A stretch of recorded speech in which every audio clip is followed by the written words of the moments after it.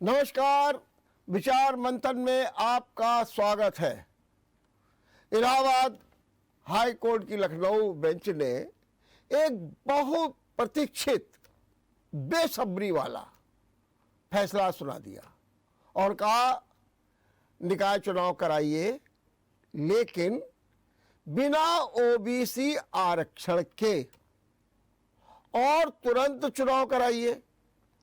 और ये भी कह दिया कि जिन निकायों का कार्यकाल खत्म हो रहा है वहां पर 3 सदस्यीय कमेटी गठित कर दीजिए, जिसमें एक डीएम होंगे अध्यक्ष और नगर निगम के जो आयुक्त हैं वो होंगे, और तीसरे एक और वरिष्ठ अधिकारी होंगे जिन्हें नॉमिनेट डीएम करेंगे। इस तरीके से कार्य चलाया जाएगा। दूसरी बात ये भी हो गई कि बिना ट्रिपल टेस्ट के किसी भी तरीके से आप चुनाव नहीं करा सकते हैं आरक्षण को लेकर के। बस यही ते सियासत गरमा गई। सबसे पहले हमलावर हुई समाजवादी पार्टी। कहा देखा देखा देखा किस तरीके से आरक्षण खत्म किया जा रहा है, अब तो दलितों का भी आरक्षण खत्म हो जाएगा। सरकार पूरी तरीके से आरक्षण के खिलाफ है। अखिलेश यादव, रामगोपाल, शिवपाल ने तो यहाँ तक कह दिया कि जिस तरीके से आरक्षण को पाने के लिए आंदोलन किया गया था, उससे बड़े आंदोलन के लिए कार्यकर्ता तैयार रहे। उन्होंने तो ये भी कह दिया। इसके बाद कांग्रेस की प्रतिक्रिया आई। कांग्रेस ने कहा कि अरे ये तो चुनाव ही नहीं कराना चाहते हैं, आरक्षण खत्म करना चाहते हैं, इसलिए सब हो रहा है। लेकिन मायावती ने एक बात और कह दी। उन्होंने कहा ये सब कारगुजारी हुई है, कारगुजारी, जिसे हाई कोर्ट ने उजागर कर दिया है कि किस तरीके से भारतीय जनता पार्टी ओबीसी आरक्षण के खिलाफ है। और उन्होंने तर्क दिया, क्या सरकार को नहीं मालूम था कि ओबीसी आरक्षण के लिए आपको ट्रिपल टेस्ट कराना है? और अगर मालूम था तो आपने क्यों नहीं कराया? ये सब जानबूझ करके किया गया। हालांकि इस तरीके के पेच बिहार में भी फंसा, महाराष्ट्र में भी फंसा, मध्य प्रदेश में भी फंसा और झारखंड में भी फंसा। इसी के मद्देनजर तुरंत भारतीय जनता पार्टी और योगी सरकार फ्रंट पर आ गई।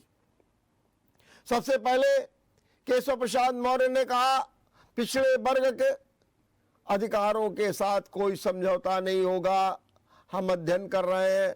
उसके पहले जो सहयोगी पार्टी अपना दल यस है, उसका बयान आ गया, हम कोर्ट के आदेश का विरोध करते हैं, हम अध्ययन कर रहे हैं, हम सुप्रीम कोर्ट जाएंगे।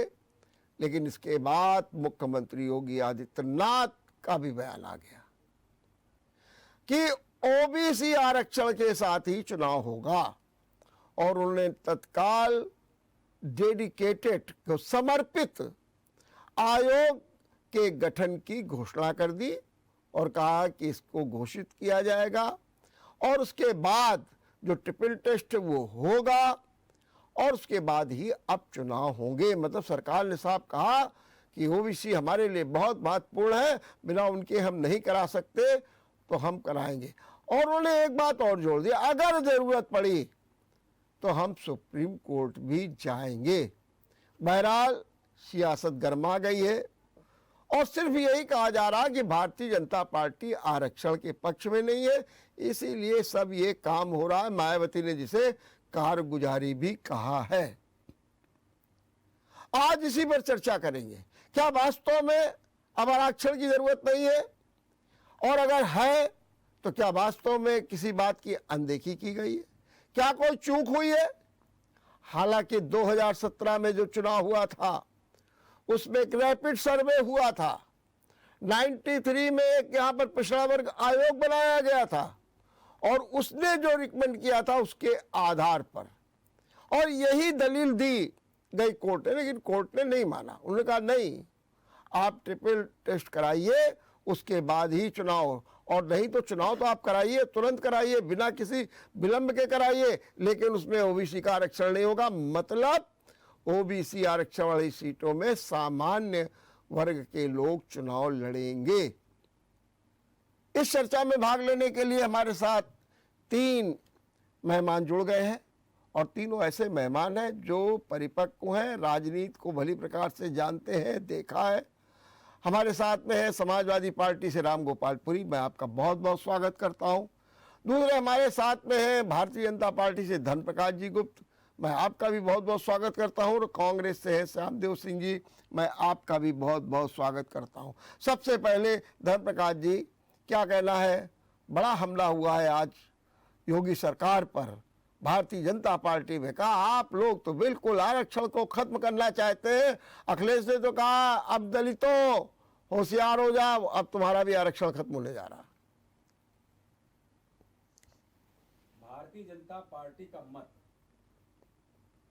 माननीय योगी जी ने बड़ा स्पष्ट कर दिया कि बिना ओबीसी को आरक्षण दिए चुनाव नहीं होंगे, और उन्होंने डेडिकेटेड कमेटी की भी घोषणा कर दी। हमारा ये मानना था कि जो हमारे रैपिड सर्वे और पिछड़ा वर्ग आयोग की रिपोर्ट है वो ट्रिपल टेस्ट के बराबर की, ये दलील हाई कोर्ट ने नहीं मानी। लेकिन हाई कोर्ट का फैसला जब, अभी तो बहुत गंभीरता पूर्वक नहीं पढ़ पाए हैं क्योंकि लंबा फैसला है, 87 पेज का फैसला है, लेकिन जो ऑपरेटिव पार्ट मैंने पढ़ा उसमें हाई कोर्ट का फैसला अगर उसकी समीक्षा की जाए तो स्पष्ट।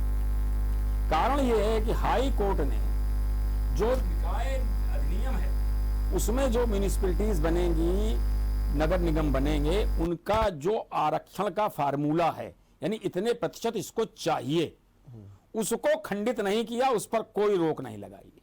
अर्थात अगर हाई कोर्ट के आदेश पर भी इलेक्शन हो जाएं तो वो इलेक्शन वैलिड नहीं होंगे। हम इस पॉइंट की बारे में बहुत ही गंभीर हैं कि उन्होंने कहा कि ओबीसी की जगह से उसको सामान्य कर दीजिए। हम कतई, भारतीय जनता पार्टी इसको नहीं चाहती। हम यहां पर मंडल आयोग के समय जो देश ने दंश झेला, हम उस दंश को झेलने के लिए तैयार नहीं हैं। हम समाज में विघटन नहीं चाहते, और जो पिछड़े हैं उनको हमें आगे लाना ही है, उनको सहभागिता देनी है। वरना पंडित दीनदयाल जी का जो हमारा एकात्म मानववाद है, जो दर्शन है हमारा, अंत्योदय, पंथ के अंतिम व्यक्ति तक हमारी सुविधाएं पहुंचनी चाहिए, वो फॉरफिट हो जाएगा। इसलिए योगी जी ने बड़ा स्पष्ट कर दिया है। बाकी समीक्षा हो रही है फैसले की, उसके आधार पर उन्होंने भी कहा कि अगर जरूरत पड़ेगी हम सुप्रीम कोर्ट भी जाएंगे, क्योंकि वो अपने बड़ा विरोधाभासी है। मेरे माननीय सदस्य जो मान्यवर हमारे बैठे हुए हैं, ये लोग भी अपने विचार प्रकट कर दें, तब मैं उसकी समीक्षा के बारे में। लेकिन मैं आपसे एक बात पूछ रहा हूं जी, हाई कोर्ट ने ये तो कहा नहीं है कि कितने प्रतिशत होगा, क्या होगा आपके। अरे मेरी सुन लीजिए, जो बात कही है मैं उसकी बात कर रहा हूं। हाई कोर्ट ने ये कहीं नहीं कहा। हाई कोर्ट ने सिर्फ ये कहा है कि कुल मिलाकर के आरक्षण 50% से ऊपर नहीं होना चाहिए, नंबर 1। नंबर 2, हाई कोर्ट ने ये कहा है कि जो आयोग बनेगा वो क्षेत्र की सामाजिक शैक्षिक जो है सर्वे करेगा और ये देखेगा कि वास्तव में वहाँ क्या स्थिति है, और उसी के आधार पर जो है वो आरक्षण का प्रस्ताव भी करेगा। और तीसरी बात ये भी कह दी कि जब वो प्रस्ताव करेगा तो उसका सत्यापन नगर निगम करेगा, और फिर उसके बाद सत्यापन सीधे सीधे शासन करेगा, तब कहीं ये होगा। तो हाईकोर्ट ने तो ये तो नहीं कहा कि आपकी प्रक्रिया को बाधित कर रहे हैं, वो तो ये कह रहे हैं कि जिन सीटों को आप आरक्षित कर रहे हैं, जिनको आप आरक्षण दे रहे हैं, वहाँ की जो स्थितियां हैं, वहाँ का जो एरिया है, वहाँ का सामाजिक और शैक्षिक माहौल कैसा है, क्या वो पिछड़े वर्ग का अधिकारी है। बात ये है। नहीं, ये बात नहीं कि अगर आप ऑपरेटिव पार्ट पढ़ें जी, तो उन्होंने ये कहा कि आप शीघ्र से शीघ्र चुनाव कराएं। कराए, हाँ ये तो कहा। जो आरक्षण आपने दिया है, चूंकि ट्रिपल टेस्ट नहीं हुआ है, हाँ, वही तो। इसलिए उनको सामान्य सीट बना दीजिए। हाँ कहा। तो इस चीज पे हम सहमत नहीं हैं। नहीं, आप ना सहमत हो, लेकिन आपने जो क्वेश्चन उठाया, नहीं, तीसरी बात, आपने जो क्वेश्चन उठाया, मैं उसकी बात कर रहा हूं। मैं आज भी कह रहा हूं कि उसके साथ हाई कोर्ट को विचार करना चाहिए था नगर निकाय की धारा 7, जिसमें ये दिया हुआ है कि आरक्षण 50% से अधिक नहीं होगा, लेकिन ओबीसी के लिए 27% होगा। हाँ तो ठीक है, उसमें उनको आपत्ति का। अभी हम चुनाव अगर करवा देंगे बिना 27% के, तो इनवैलिड चुनाव का वो नगर निकाय अधिनियम अनुरूप होगा ही नहीं।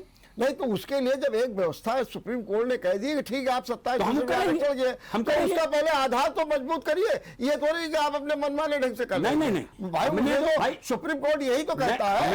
हमने अपनी दलील रखी कि हमने अपनी दलील रखी, उसको नहीं माना। हाँ, तो हम करेंगे, हम सुप्रीम कोर्ट भी जा सकते हैं। वही कोर्ट के नहीं, आप सुप्रीम कोर्ट आप क्या जाएंगे? जो हाई कोर्ट का फैसला आया है वो सुप्रीम कोर्ट का तो आधार बना करके उसने यही तो कहा कि सुप्रीम कोर्ट लेकिन उसमें जो आपने अधिकार को नहीं माना। देखिए लैप्सेस क्या है कि उन्होंने कहा शीघ्र चुनाव कराइए, ठीक है, और उसकी मंशा में कहीं कहीं ये लगता है कि 31 जनवरी तक ये सारी नगर निगम बंद हो जाएंगी, मतलब चुनाव बादी खत्म हो जाएंगे, चुनी हुई निकाय, तो तब तक करवा देना चाहिए।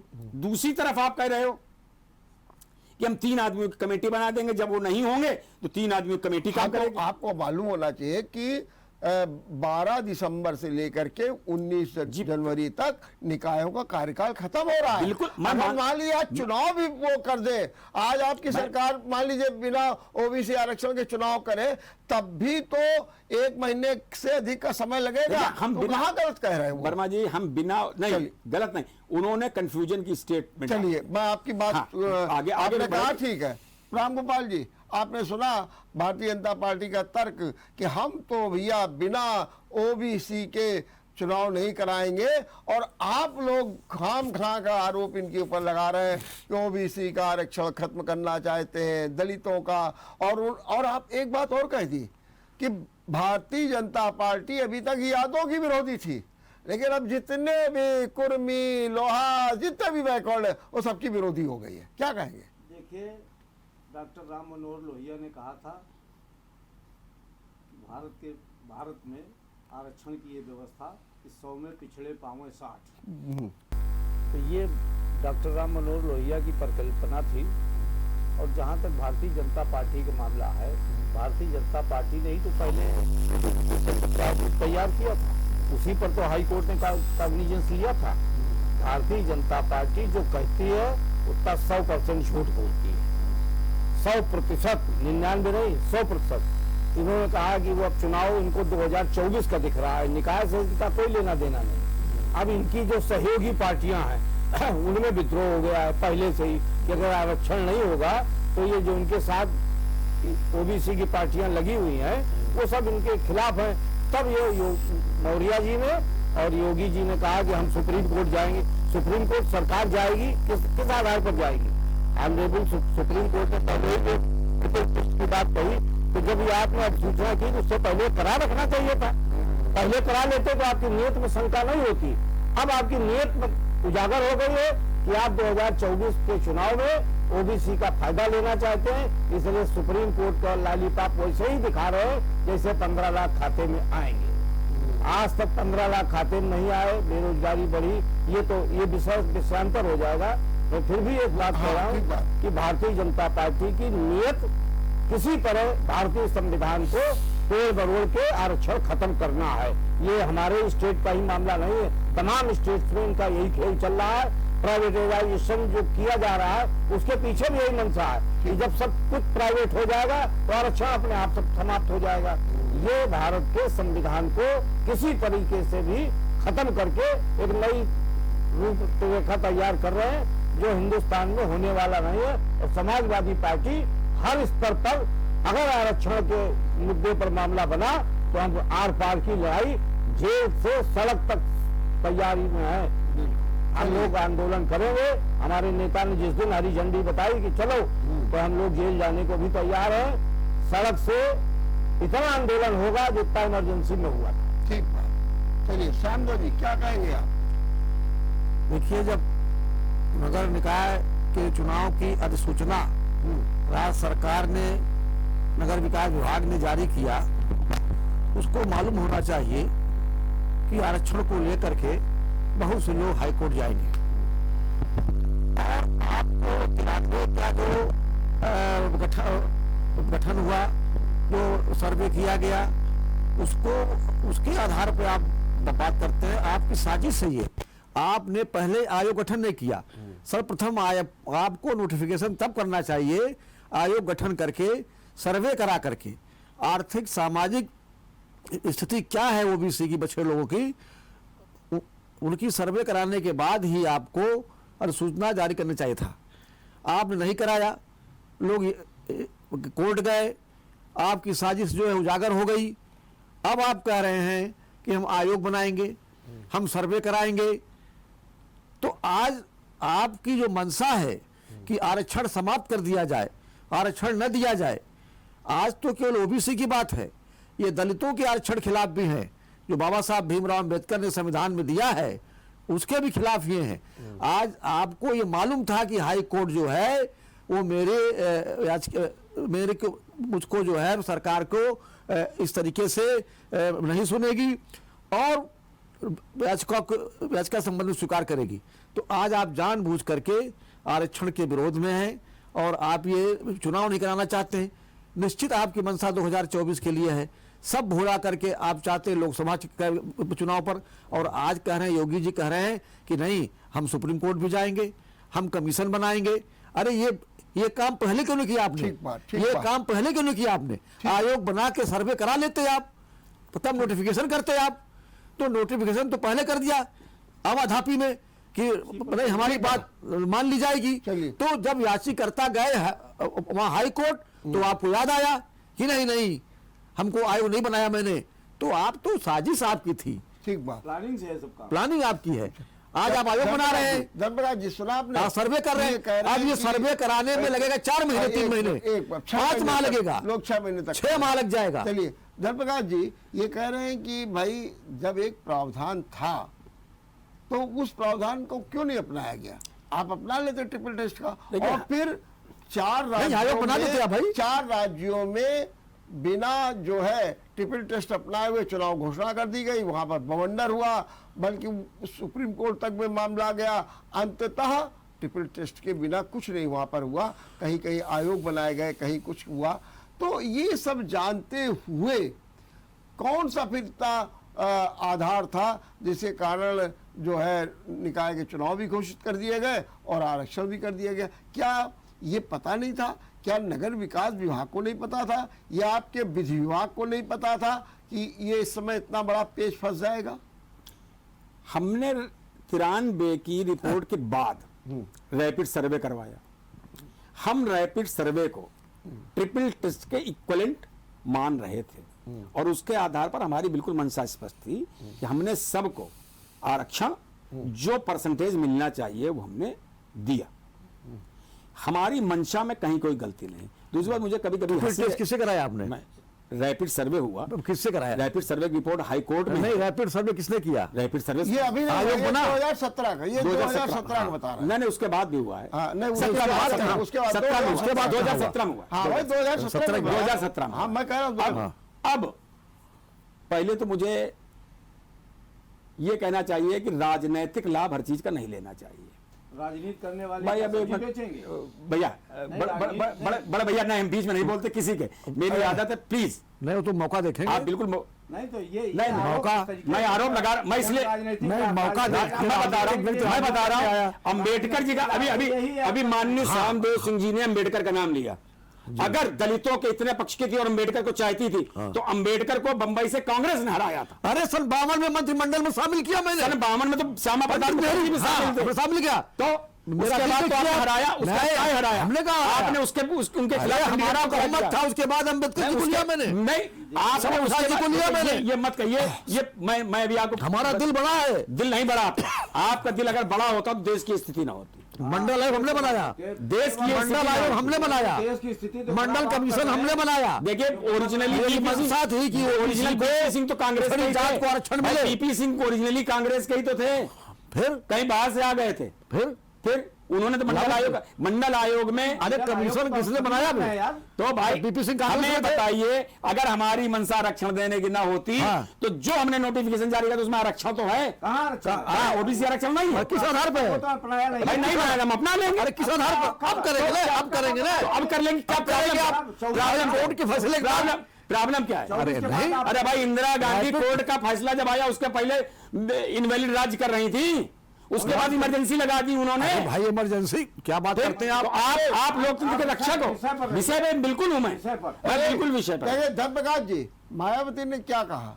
मायावती ने कहा योगी सरकार ने जो कारगुजारी की वो तो उजागर हो गई, जिसे ओबीसी अब भुगत रही है। नहीं तो अगर आपने कायदे समय पर करा लिया होता ट्रिपल टेस्ट भी, तो आज चुनाव भी हो रहे होते और उसको उसका जो है लाभ भी मिल गया होता। हाँ। ये कहा मायावती। देखिए, हमने जब आरक्षण किया, जो प्रोविजन है 7 दिन में आप आपत्ति दाखिल करें, आपने आपत्ति वो एक मिनट, दूसरी बात। अब आप एक मिनट, आपने आपत्ति दाखिल की, उस पर जो कोर्ट का फैसला आया है हम इसको पढ़ रहे हैं, इस पर मंथन कर रहे हैं, लेकिन ये मनसा बिल्कुल इसको पढ़ना स्पष्ट पड़ रही है। है। स्पष्ट ये है कि हम ओबीसी हो, दलित हो, जिनको आरक्षण, महिला हो, जिनको आरक्षण दिया जाना है उनको उससे डिप्राइव नहीं किया जाएगा। क्योंकि एक मिनट, जो ट्रिपल टेस्ट का है, वो ट्रिपल टेस्ट को पहले आप गंभीरता से समझिए।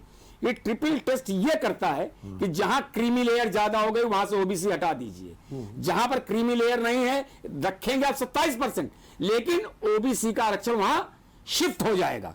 मान लीजिए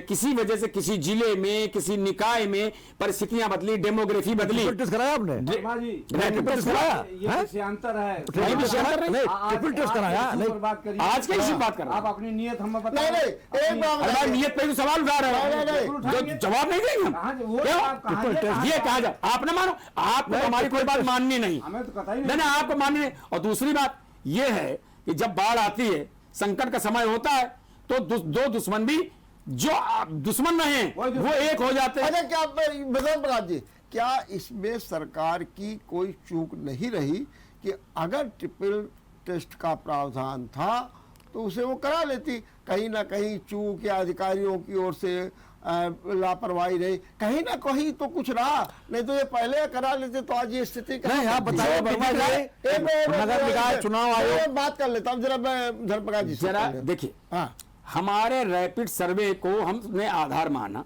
हाँ हमने माना, उस पर जो विधिक राय आई हमने उसके आधार पर चुनाव की तो सूचना मैंने जारी गलत आपको विधिक राय दे दी गई ना, ये तो कहीं विधिक राय गलत आई होगी, हाँ। अब हम उस पर अध्ययन कर रहे हैं। लेकिन ये सत्य है कि हम बिना आरक्षण के चुनाव नहीं कराएंगे।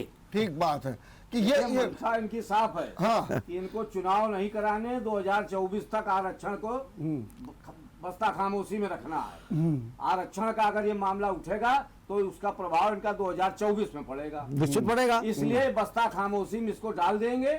और जो लोग चुनावी प्रक्रिया को अपनाए हैं वो सब बेचारे शांत हो जाएंगे।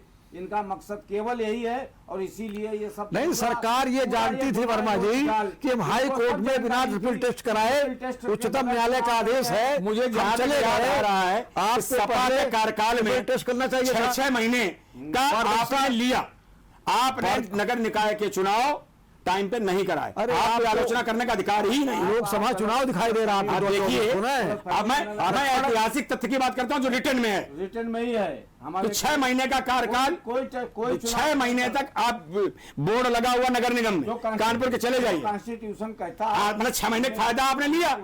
फायदा तो आप षड्यंत्र करो हम कोई तो षड्यंत्र ठीक है, हम बात और दूसरा सही काम करे तो षड्यंत्र है। समाजवादी तो आप तैयारी के साथ कोर्ट क्यों कोई गए?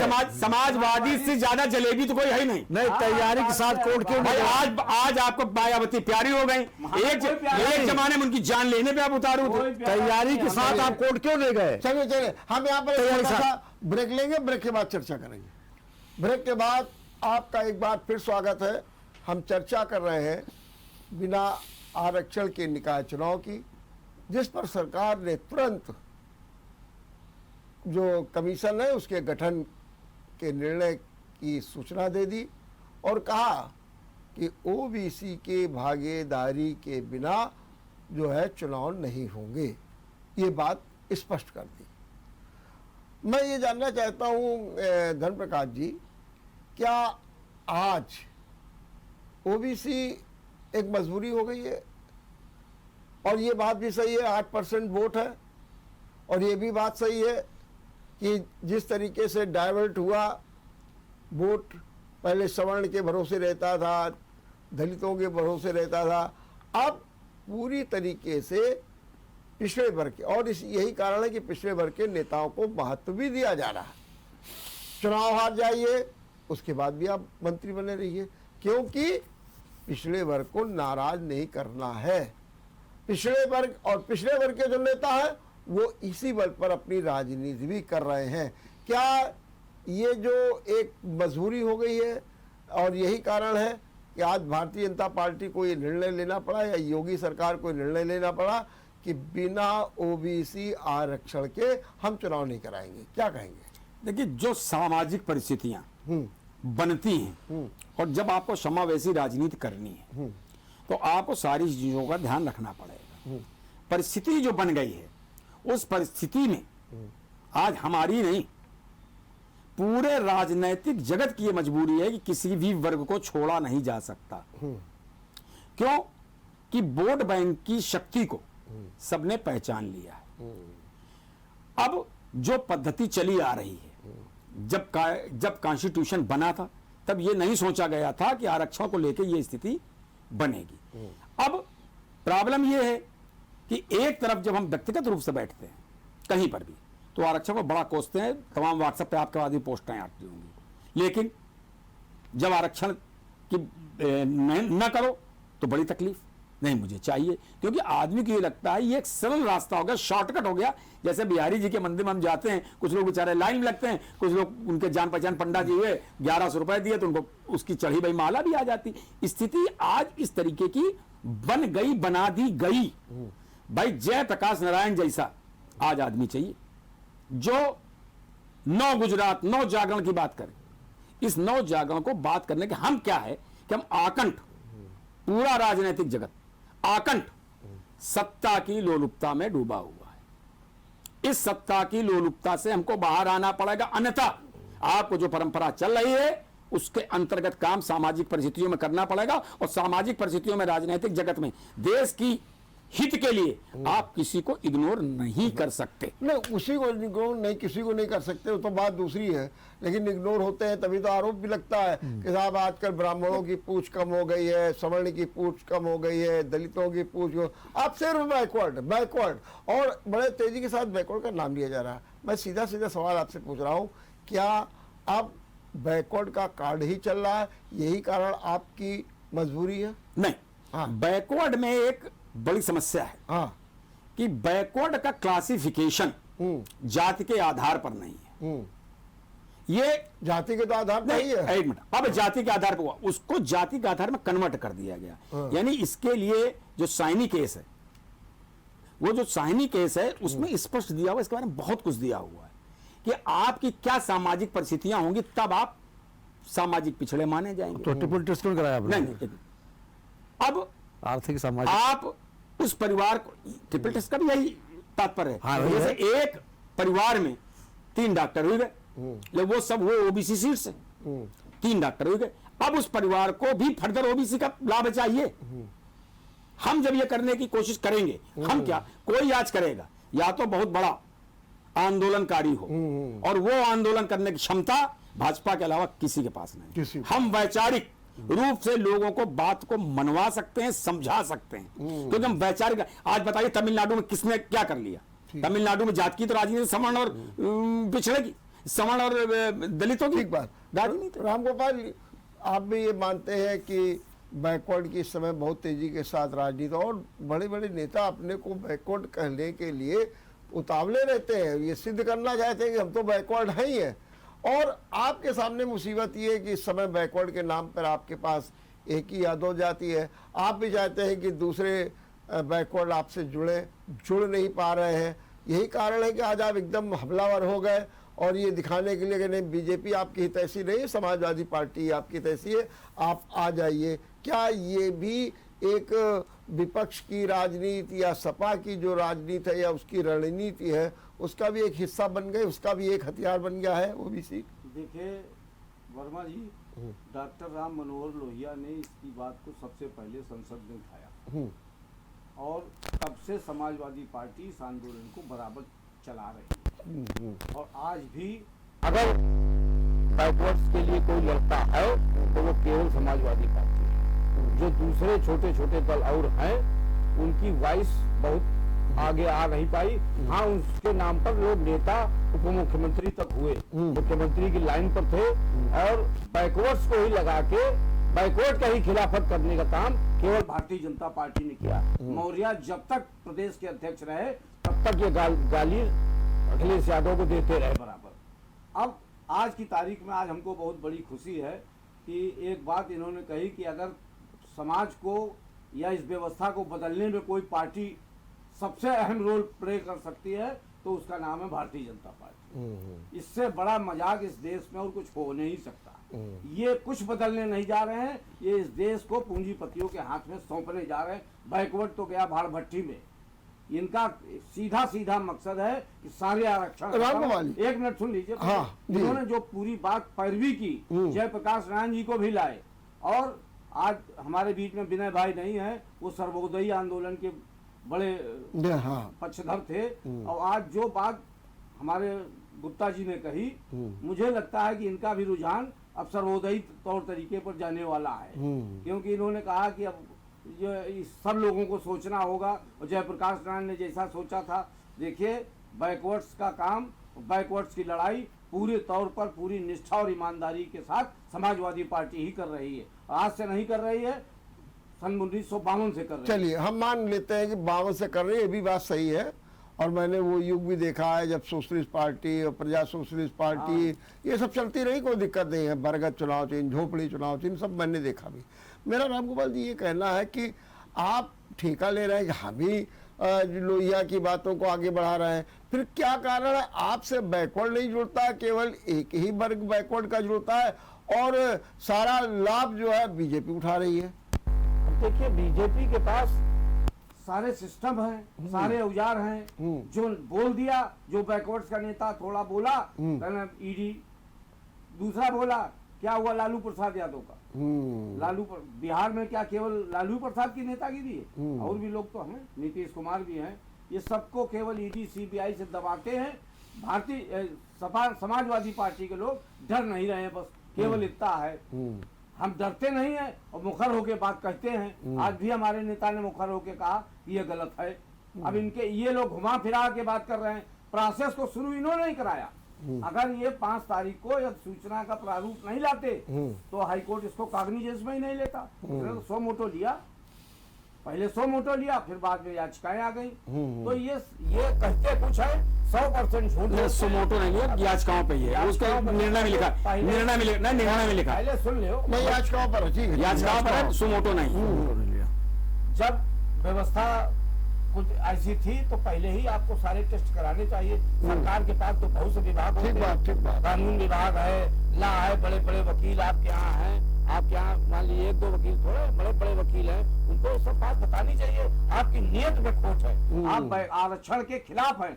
एक ही आरक्षण नहीं, सारे आरक्षण के खिलाफ है आप, चाहे ST SC का हो और चाहे OBC का हो, क्योंकि आप निजीकरण कर करके इसको हिंदुस्तान की जनता को बेवकूफ बना रहे हैं। चलिए ठीक बात।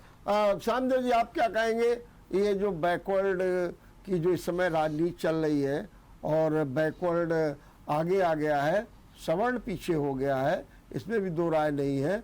जो एक समय था कांग्रेस का, तो मैंने जमाना देखा है जब सिर्फ ब्राह्मण जो है मुख्यमंत्री हुआ करते थे, नेता हुआ करते थे और बहुत कम लोगों को मौके मिले। और वही क्योंकि वो सवर्ण की राजनीति होती थी, वहीं पर दलितों को भी महत्व दिया जाता था, लेकिन बैकवर्ड को आपने भी कभी मौका नहीं दिया। तो जब VP सिंह की सरकार आई उसके बाद बैकवर्ड को महत्व मिला। क्या आप ये नहीं मानते हैं कि आपसे भी बड़ी चूक हो गई और आपने बैकवर्ड को रिझाने तक की कोशिश नहीं की, जिसका लाभ बीजेपी आज उठा रही है?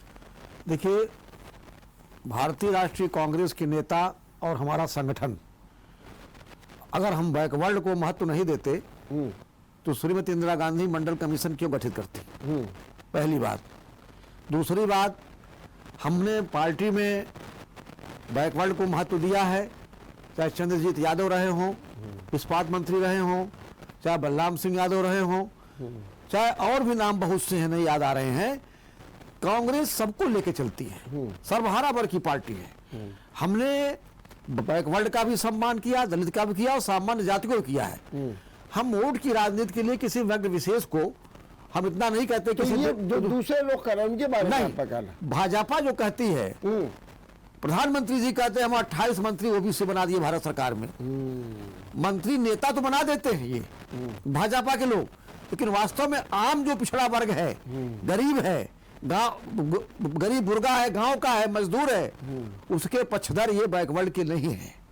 एक दिखाते हैं कि हम आपके साथ हैं, लेकिन है नहीं धरातल पर। जहां तक मंडल कमीशन जब हुआ, लागू हुआ, और मंडल कमीशन लागू हुआ तो देश में भाजपा ने क्या तमाशा किया? कमंडल कमीशन कमंडल लाए। अगर ये बैकवर्ड के विरोधी न होते तो कमंडल लेकर चलने की क्या आवश्यकता थी इनको? मंडल के विरोध में कमंडल लाइए। तो इनके मनसा आप जान जाइए कि आज ये हाई कोर्ट में तैयारी के साथ नहीं गए, जानते थे कि याचिका जो स्वीकार हो जाएगी हम हार जाएंगे।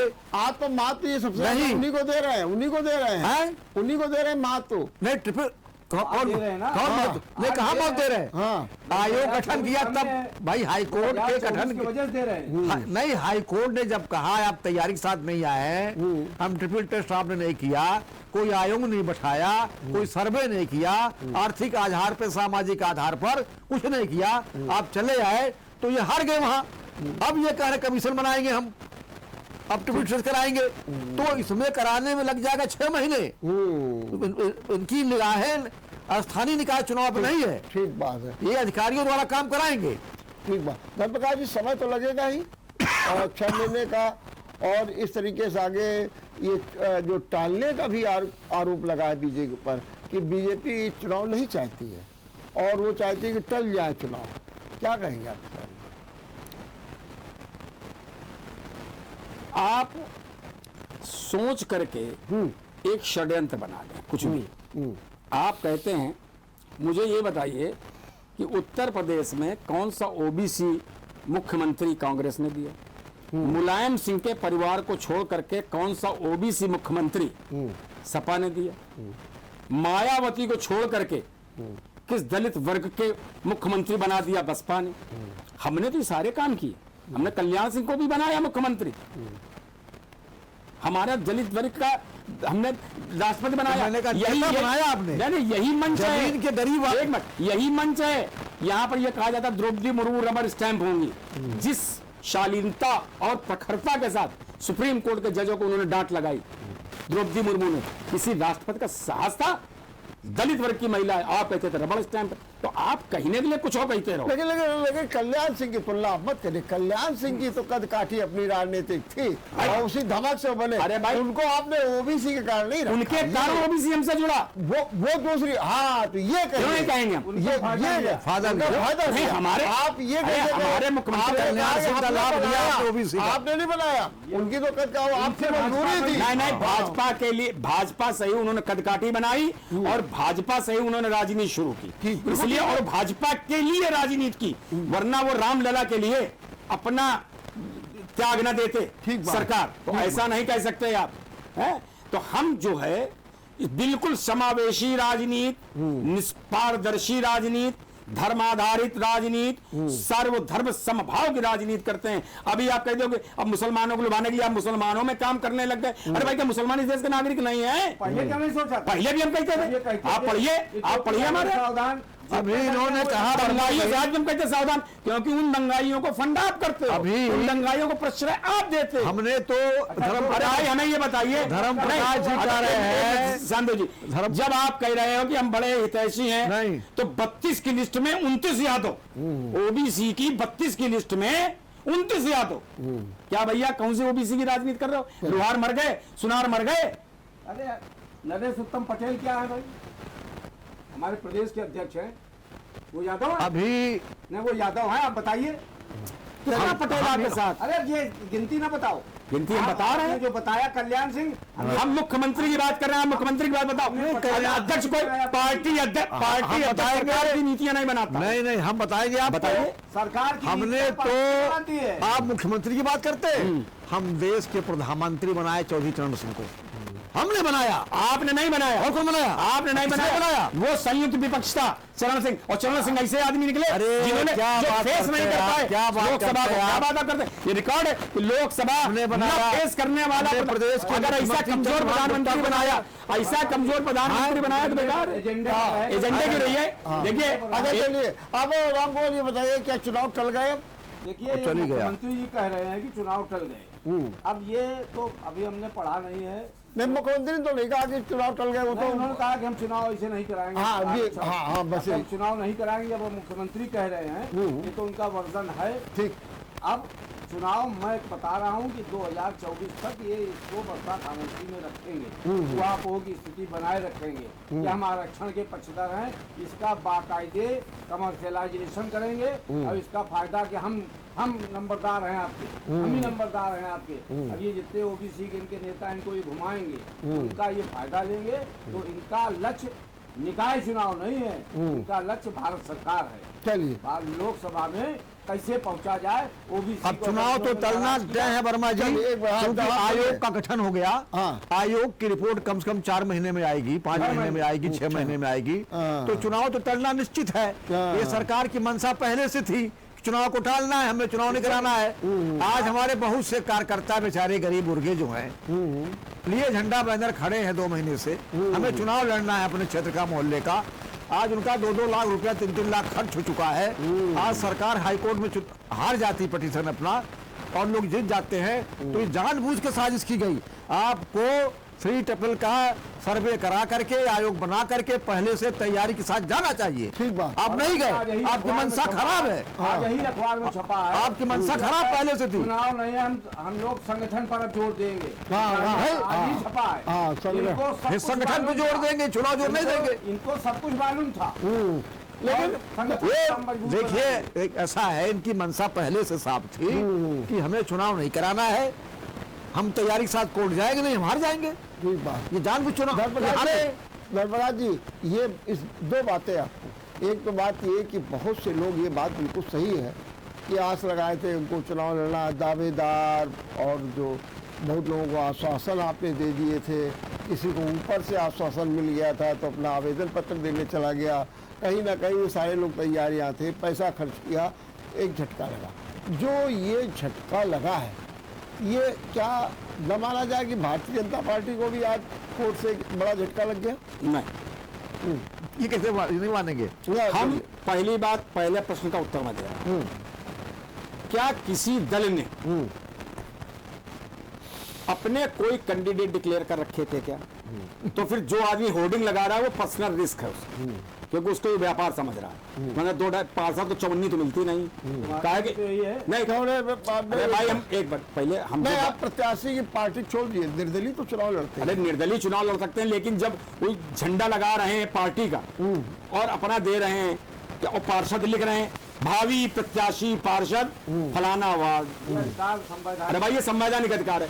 तो संवैधानिक अधिकार में जब आप काम कर रहे हो, समुद्र में कूदे हो, आप कितने बड़े तैराक हो ये आपको सिद्ध करना है। और सेटबैक, देखिए सेटबैक सब जगह ये होता है। मंशा सरकार की सेटबैक खराब- सब जगह होता है।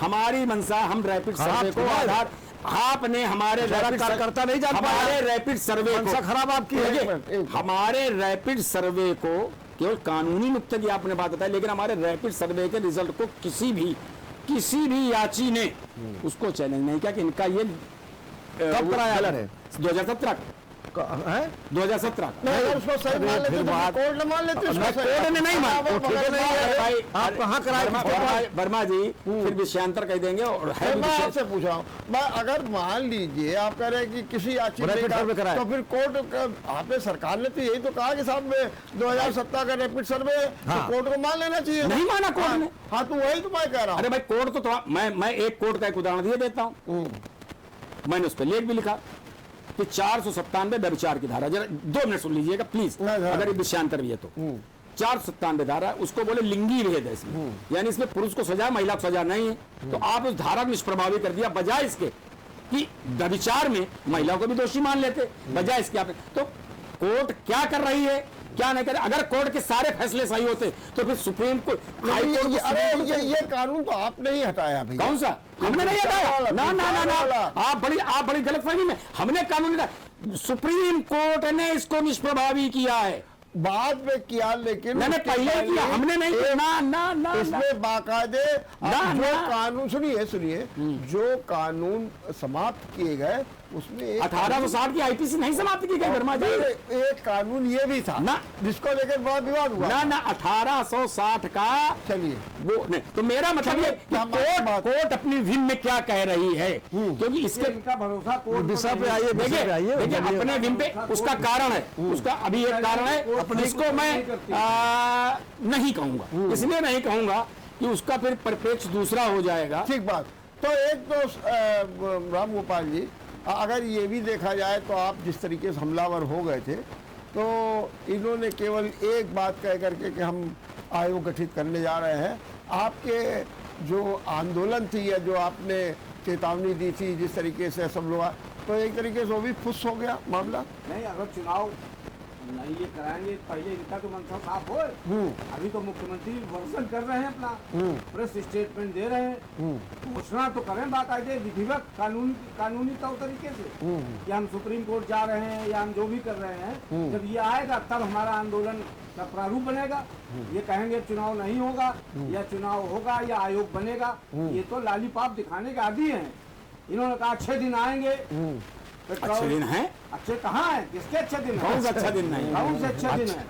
कौन सा अच्छा दिन मैं आप अच्छे दिन हमें बता दो, आप कौन सा अच्छा दिन है? अच्छे दिन क्यों? 157 भारतीय जनता पार्टी के लोग 80 करोड़ लोगों को फ्री भोजन मिल रहा है, अच्छे दिन नहीं है? 157 आत्मनिर्भर भारत की बात करते हैं। 135 करोड़ में 80 करोड़ आज में वो, अरे भाई वो तो आपके बनाए हुए हैं, आपके जमाने में क्या बनाया आपने? 8 साल से क्या कर रहे हैं आप? 8 साल से हम 8 साल से क्या कर रहे हैं आप जाके गाँव में देखिए स्थिति, कितनी प्रधानमंत्री योजना में कितने मकान दिए गए, कितने शौचालय दे दिए गए?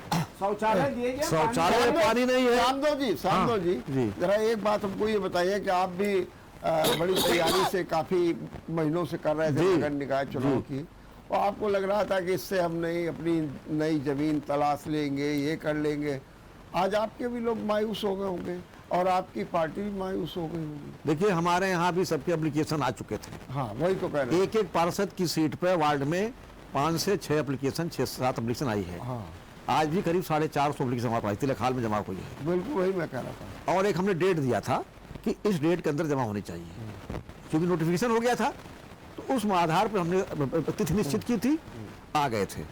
अब उसकी छानबीन हो रही थी, हर वार्डों को प्रभारी बनाए जा रहे थे। समझिए। तो अब मान लीजिए कि 400 एप्लीकेशन, 350 एप्लीकेशन हमारे पास आई है, तो वो तो बेचारे 400 लोग अपना होल्डिंग बंधन लगा ही रहे थे इस आशय में। हाँ मिलता एक को ही, लेकिन 3 लोग और आशय में थे। तो इसी तरीके से हर पार्टी में है। तो जो मैं कह रहा हूँ लाखों रुपया लोगों ने खर्च कर दिया बेचारों ने, ये मानो तैयार नहीं है। ये कह रहे समुद्र है, अरे भाई इनके पास पैसा बहुत है, अडानी अंबानी इनके पास पैसा कभी नहीं है। आपके पास नहीं है? हमारे पास कौन है? कैसे? अरे हमने बिरला जी से पूछे, कुछ काम नहीं करते थे? अरे बिरला जी रिलायंस साहब के जमाने में बढ़ा, अरे रिलायंस पेट्रोल पंप आपके जमाने में 70 को महत्व देते थे, नहीं देते थे कि भारत सरकार की संपत्ति को बेच दे। क्या नहीं बेचा? हवाई जहाज बेच दिया, रेल बेच दिया, सेल बेच दिया, भेल बेच दिया। चलिए क्या बचा हमारे पास? छीनते नहीं है। क्या बचा मेरे पास? हो गया धर्मप्रकाश जी। अब मैं ये मान के चलूं कि जो निकाय चुनाव को लेकर के जो चर्चा हो रही थी, आज उस पर विराम लग गया है और ये टल गए हैं। नहीं, हाँ विराम नहीं लगा। हाँ ये चुनाव तो होंगे और जल्द से जल्द होंगे। राम गोपाल जी आपको क्या लग रहा है? ये इनकी केवल घोषणा है, जैसे सब घोषणा है, ये घोषणा इनकी। चलिए श्यामदेव जी, आप जैसा कि मुख्यमंत्री ने आज बयान दिया है, हाँ। माननीय योगी जी ने, कि हम आयोग गठन करने जा रहे हैं। जी जी वर्मा जी आप बताओ, कोई कमीशन गठन होता है तो समय लेता है, समझ लेता है, तो सर्वे करेगा, पूरी तैयारी के साथ जाएंगे। चलिए बिल्कुल सही बात। तो इसमें समय लगेगा, तो चुनाव टल गया 6 महीने, और 6 महीने बाद फिर क्या होता है। चलिए बहुत बहुत धन्यवाद, बहुत बहुत धन्यवाद राम गोपाल जी, धर्मप्रकाश जी और साथ में श्यामदेव जी।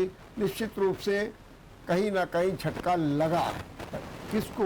राजनीति को, पक्ष हो या विपक्ष। निश्चित रूप से एक बहुत बड़ा उबाल था जगह तैयारी चुनाव थी। को लेकर के, और ये प्रयास भी हो रहे थे, लेकिन फिर भी कहीं ना कहीं लगता है कि चूक हुई। मेयर वाले को खत्म हो गए। था, होना चाहिए था, नहीं हुआ। अब देखते रहिए, विचार बनते रहो। अगर आपको हमारा वीडियो पसंद आया हो तो हमें लाइक करें, सब्सक्राइब करें और ज्यादा से ज्यादा शेयर करें, और हाँ, बेल आइकॉन दबाना ना भूलें ताकि हर खबर का अपडेट आप तक पहुंचे तुरंत। आप हमें इंस्टा, ट्विटर और फेसबुक पर भी फॉलो कर सकते हैं। हमारी आईडी है @JMT News Flash।